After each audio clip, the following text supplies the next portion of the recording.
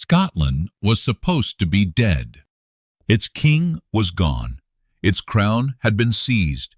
Its castles flew English banners. Its nobles had bowed their heads. And Edward I of England, the hammer of the Scots, believed one thing: Scotland had finally been broken. But empires often make one fatal mistake. They think silence means surrender. In the hills, villages, and forests of Scotland, anger was still alive, and soon that anger would take the form of one man.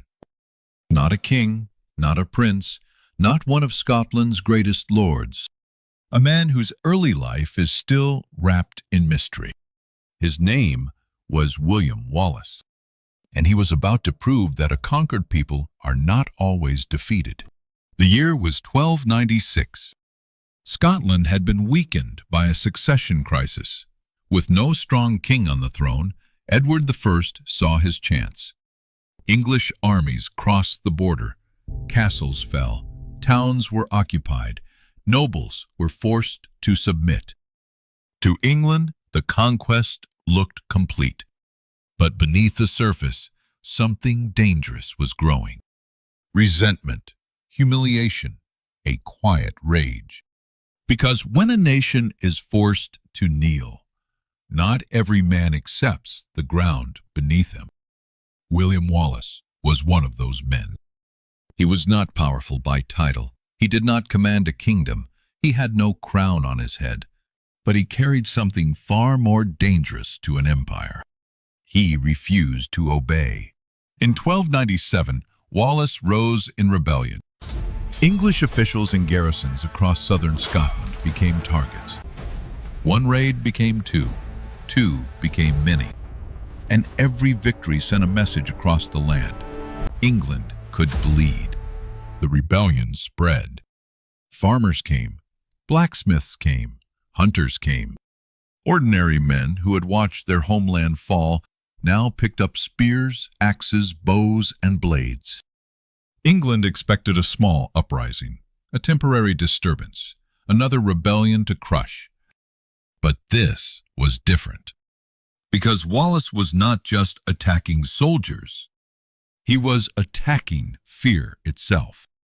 And once fear begins to break, empires start to tremble. Then came the moment that would make Wallace a legend. September 11th, 1297. Stirling Bridge. A narrow wooden bridge stretched across the River Forth. Whoever controlled it controlled the road into northern Scotland. On one side stood a powerful English army, confident, disciplined, and certain of victory. On the other side stood the Scots, led by William Wallace and Andrew Moray. They were outnumbered. They were underestimated. And that was exactly what made them dangerous. The English began to cross the bridge.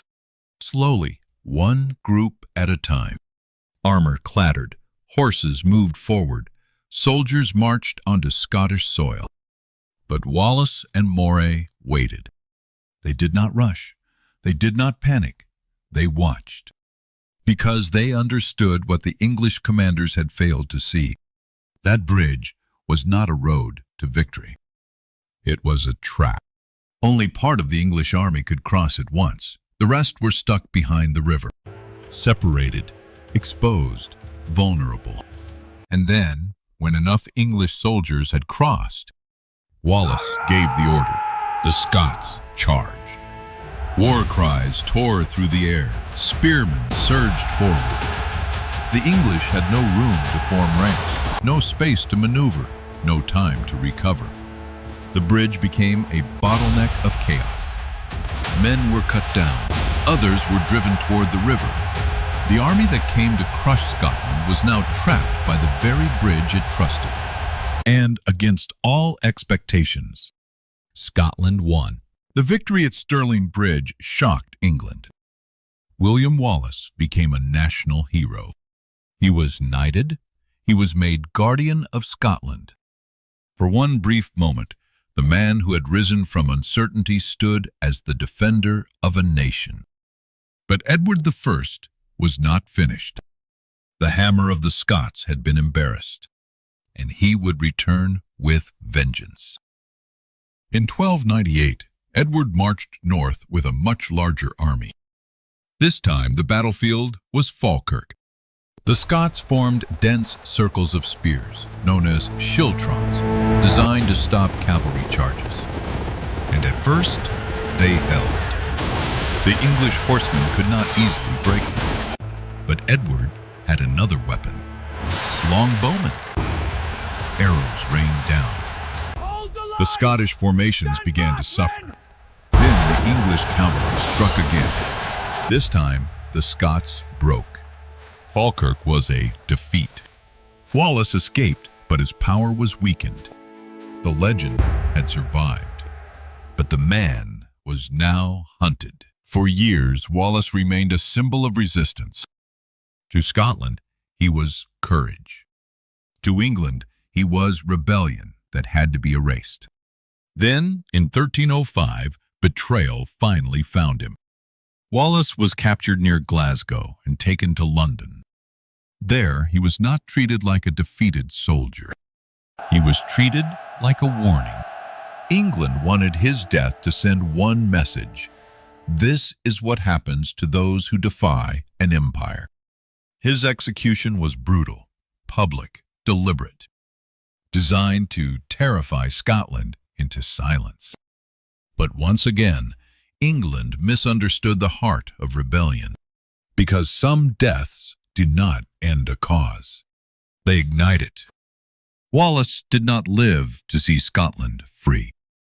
He never wore a crown. He never sat on a throne. He never commanded the final victory, but his courage became part of a struggle that continued after him. Years later, Robert the Bruce would lead Scotland to victory at Bannockburn in 1314, a victory that helped pave the way for Scotland's independence.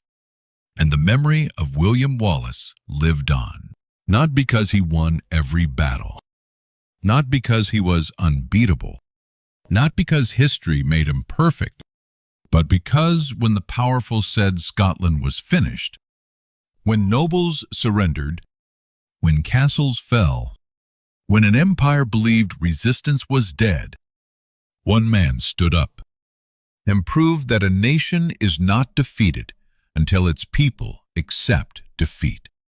More than 700 years later, William Wallace remains one of history's greatest symbols of courage, resistance, and the price of freedom. Because sometimes history does not turn because of kings. Sometimes it turns because one man refuses to kneel.